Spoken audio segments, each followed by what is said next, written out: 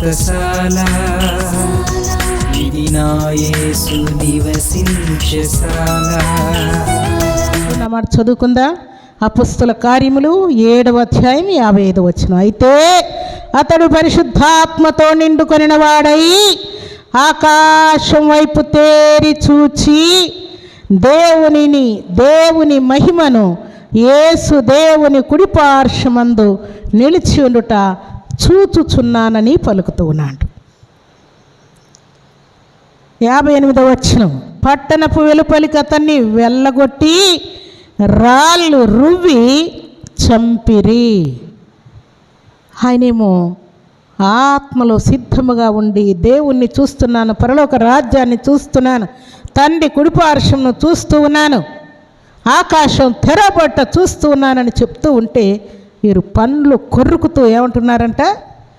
రాళ్లతో రువ్వి చనిపోయేంత వరకు రాళ్లతో ఆయన్ని కొట్టి చంపేశారంట. శుభదినాన దేవుడు మనకిస్తున్నటువంటి మాట ఏంటంటే, ఆత్మ కలిగిన వారు, ఆత్మ సిద్ధముగా ఉన్నవారు దేవుని కోసం ఏదైనా భరించటానికి, సహించటానికి సిద్ధముగా ఉంటారు. భక్తుడైనటువంటి స్టెఫెను వాళ్ళు రాళ్లతో కొడుతుంటే వాళ్ళకి ఎదురు చెప్పలేదు, వాదమాడలేదు, గొడవ చేయలేదు, సమస్య సృష్టించలేదు. వాళ్ళేమో రాళ్లతో కొడుతూ ఉన్నారు. ప్రార్థన చేయొద్దన్నాము, వాక్యం చెప్పొద్దన్నాము, నీకు అర్థం కాదా, ఎన్నిసార్లు చెప్పాలి అని వాళ్ళు రాళ్లతో కొడుతూ ఉంటే ఆకాశము తెరబొట్టయు తండ్రి కుడిపార్శ్వమందు మనుష్య కుమారుడు కూర్చొని ఉండుట నేను చూచుచున్నానని ఈయన పలుకుతూ ఉన్నాడు. భరించుటకు, సహించుటకు అగ్నిగుణంలో వేయబడ్డారు. భక్తుడైన దానియేలు సింహబోనులో వేయబడ్డాడు.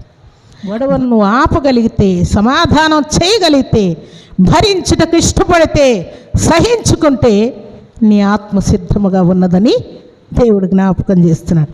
అందుకే నిన్నెవరెవరో అనవసరమైన నిందలు నీ మీద వేస్తుంటారు, దొంగతనం మోపుతూ ఉంటారు, నీ మీద కేసులు పెడుతూ ఉంటారు, నీ ఇంటిని, నీ పొలాన్ని దోచుకోవాలని చూస్తూ ఉంటారు, నీ డబ్బును దోచుకోవాలని చూస్తుంటారు, అన్యాయముగా అక్రమంగా నీతో వాదమాడుతూ ఉంటారు. అయినా కూడా నువ్వు భరిస్తున్నావు కదా, అందుకే నీ ఆత్మ సిద్ధముగా ఉన్నది. భరించే వారందరూ కూడా ఆత్మ సిద్ధముగా ఉన్నవారని దేవుడు జ్ఞాపకం చేస్తున్నాడు. ఇక్కడ ఒక సంగతి మీ జ్ఞాపకం చేస్తాను. భక్త్ సింగ్ గారు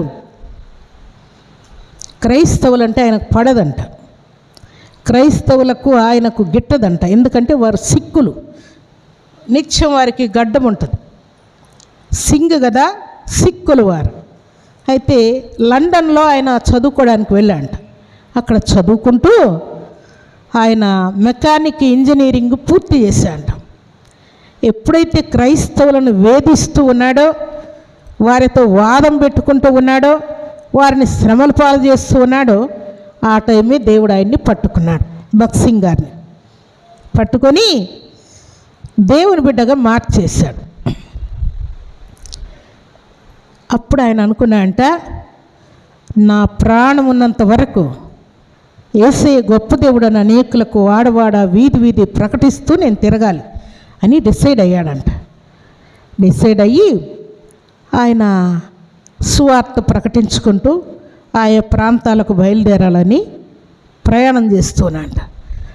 అటు ప్రయాణం చేస్తూ ఆ లండన్లో ఆయన చదువుకున్నటువంటి ఆ సర్టిఫికెట్, ఇంజనీరింగ్ మెకానిక్ చేసినటువంటి ఆ డిగ్రీ సర్టిఫికెట్ను ఒకసారి చూసి, ఈ సర్టిఫికెట్ నా దగ్గర ఉంటే నాకు ధైర్యం వస్తుందేమో, బలం వస్తుందేమో, ఏంటి నేనెందుకు సేవ చేయాలి, ఇంత విలువైనటువంటి సర్టిఫికెట్ నా దగ్గర ఉంది కదా, దీని ద్వారా నేను గొప్ప ఉద్యోగం చేయొచ్చు, ఎక్కువ అమౌంట్ సంపాదించవచ్చు అనేటువంటి శరీర సంబంధమైన ఆలోచన నాకేమైనా కలుగుతుందేమో అనుకొని ఎప్పుడైతే ఆయన సేవకు సమర్పించుకున్నాడో అక్కడే ఆ సర్టిఫికెట్ను చింపి పడేశాడు. ఎప్పుడు కూడా నా మైండ్లోకి ఇలాంటి ఆలోచనలు రాకూడదని, ఇది ఉంటే నాకు ఆలోచన వస్తుందేమో అని చింపి పడేశాడు. ఆ సర్టిఫికెట్ పక్కకు పడేసి చింపి పడేసి బయలుదేరి ఆయన మన ఇండియాకు వచ్చాడు. వచ్చిన తర్వాత ఆయన దగ్గర 4 పావులాలు ఉన్నాయంట. ఎన్ని? ఇప్పుడు లేవు ఆ పావులాలు, 25 పైసలు బిల్ల, 4 పావులాలు ఉన్నాయంట. అవి జోబులో గలా గలా అంటూ ఉన్నాయంట. ఆయన అనుకున్నా అంట, ఏంటి నేను దేవుడు నాతో మాట్లాడి నన్ను ఆయన సేవ కోసం పిలుచుకుంటే ఇంత అజాగ్రత్తగా ఉంటూ ఉన్నాను, నేను నాకు వాక్యం చెప్పడం సరిగా రాదు, కాబట్టి కొంతకాలం కరపత్రికలైనా పంచుతామని ఆయన డిసైడ్ అయిపోయి తన హృదయంలో అనుకొని సడన్గా ఒక పార్క్లో పడుకున్నాడంట. వెంటనే నేను ఇట్లా పడుకొని ఉంటే ఎట్లా అని లేచి ఆ 4 పావులాలు తీసుకొని వెళ్ళి చాలా ఎక్కువ కరపత్రికలు కొన్నాడంట. కొని కనబడ్డ వాళ్ళకల్లా ఈ పత్రికలు పంచుతూ ఉన్నాయంట, కరపత్రికలన్నీ ఇస్తూ ఉన్నాయంట. యేసయ్య నిజమైన దేవుడు, యేసయ్య నిజమైన దేవుడు అని పత్రికలు ఇస్తున్నాంట. వాక్యం చెప్పడానికి అంత అనుభవం లేక కరపత్రికలు ఇస్తూ ఉన్నాయంట. ఇచ్చి అలసిపోయాడంట.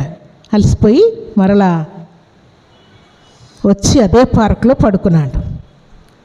బాగా తిరిగి కరపత్రికలు పంచేసరికి కడుపు నకనకలాడిపోతుందంట, ఆకలి కొన్నాడంట. కడుపులో పేగులన్నీ తిప్పి కొడుతూ ఉన్నాయంట.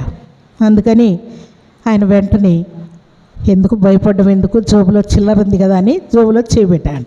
ఉన్నాయా 4 పావులాలు? లేవు కదా. పావులాలు చూస్తే లేవంట. అయ్యో పావులాలు ఏమీ లేవే, ఎట్లా ఇప్పుడు నాకు ఆకలి అవుతుంది అని ప్రార్థన చేశాంట. ప్రభువా, ఎట్లా ఉన్నాయన్నీ నీకోసమే ఖర్చు పెట్టాను కదా, ఆ కరపత్రికలు కొన్నాను కదా, నీకోసమే కదా, ఇప్పుడు నా పేగులు నకనకలాడిపోతున్నాయ్యా అని ప్రార్థన చేశాడు. అప్పుడు దేవుడు అన్నా అంట, నేను కొనమన్నారా నిన్ను? కరపత్రికలు కొనమని నేను చెప్పానారా నీకు అన్నా అంట. ఫ్రీ మంచి పనే కదయ్యా నేను చేసింది, చెడ్డ పని కాదు కదా, ఎవరికేం మోసం చేయలేదు, ఎవరికి అన్యాయం చేయలేదు, మంచి పనే కదా నేను చేసింది అని అంటే, నేను కొనమని నీకు చెప్పలేదు కదా, బుద్ధి లేని పనులు చేయొద్దు అని దేవుడు ఆయన్ని గద్దించి ఒక వ్యక్తిని చూపించి అక్కడికి వెళ్ళి శుభ్రంగా కడుపు నిండా అన్నం పెడతారు, తిని బయలుదేరని చెప్పాడంట. అప్పుడు అనుకున్నా అంట, ఓహో ఏది కొనాలో ఏది కొనకూడదో, ఏది తినాలో ఏది తినకూడదో, ఎక్కడికి ప్రయాణం చేయాలో ఎక్కడికి ప్రయాణం చేయకూడదు, ఏం చేయాలో ఏం చేయకూడదు అవన్నీ కూడా ఈయన చెప్తాడనమాట అని తన హృదయంలో డిసైడ్ అయ్యి ఇప్పటి నుండి దేవుడు చెప్పిందే నేను చేయాలి, ఆయన చెప్పకుండా నేనేమి చేయకూడదని డిసైడ్ అయిపోయాడంట. దేవుని సన్నిధిలో ఆయన ఇలాగ ప్రార్థన చేసుకొని డిసైడ్ అయింది మొదలుకొని ఇంకెప్పుడు కూడా దేవుణ్ణి అడగకుండా ఎక్కడికి ప్రయాణం చేయలేదంట. ప్రియులారా, దేవుణ్ణి అడగకుండా ₹1 ఆయన ఖర్చు పెట్టలేదంట. దేవుని సన్నిధిలో ప్రతి విషయం కూడా ప్రార్థన చేసి దేవుడు చేయమన్న దాన్ని చేస్తూ ఆయన ముందుకు వెళ్ళాడు. అందుకని ఆయన గొప్ప దైవజనుడు అయిపోయి అనేక మంది విశ్వాసులకు తండ్రిగా మారిపోయి గొప్ప పరిచర్యను కొనసాగించి ఆయన చనిపోయాడు. చనిపోయేటప్పుడు కూడా ఆయనకు ఒక చెక్ ఇచ్చారంట.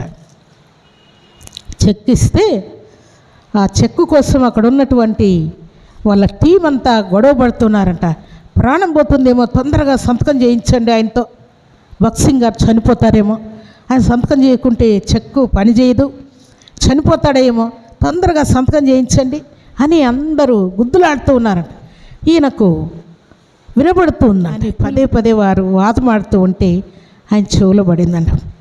ఒరే పిచ్చోళ్ళారా, నేను సేవకు వచ్చినప్పుడు నా దగ్గర ఏ చెక్కు ఉందిరా, నా దగ్గర ఏ డబ్బు ఉందిరా, ఏ జనం ఉన్నారా, ఆయన నమ్ముకొని నేను సేవ చేశాను కదా, మీరేంట పదే చెక్కు చెక్కు చెక్కు అని మాట్లాడుతున్నారని మెల్లిగా ఒకరిని దగ్గరికి పిలిచా అంట. శక్తి లేదు ఈయనకి.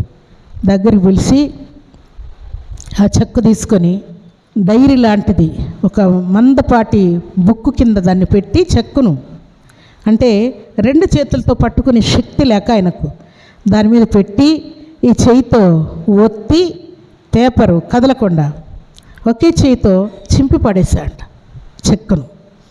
ఎప్పుడు మీరు చెక్కుల మీద ఆశ పెట్టుకొని ఉండొద్దండి, అమౌంట్ మీద ఆశ పెట్టుకొని ఉండొద్దండి, దేవుని మీద ఆశ పెట్టుకోండి అని చెప్పడం కోసం ఇవన్నీ ఆయన చెప్పలేదు.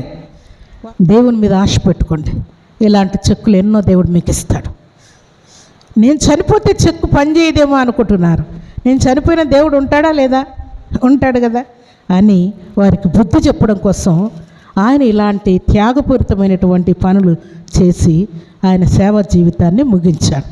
అయితే దేవుని సన్నిధిలో చేరిన మనం అన్నింటినీ, కరువును, కష్టాన్ని, ఇరుకును, ఇబ్బందిని, నిందను, అవమానమును, భోజనం లేని టయాన్ని, అమౌంట్ లేని టయాన్ని, అన్ని పరిస్థితులను కూడా భరించుటకు, సహించుటకు మన ఆత్మ సిద్ధముగా ఉండాలని పరిశుద్ధాత్మ దేవుడు జ్ఞాపకం చేస్తాడు.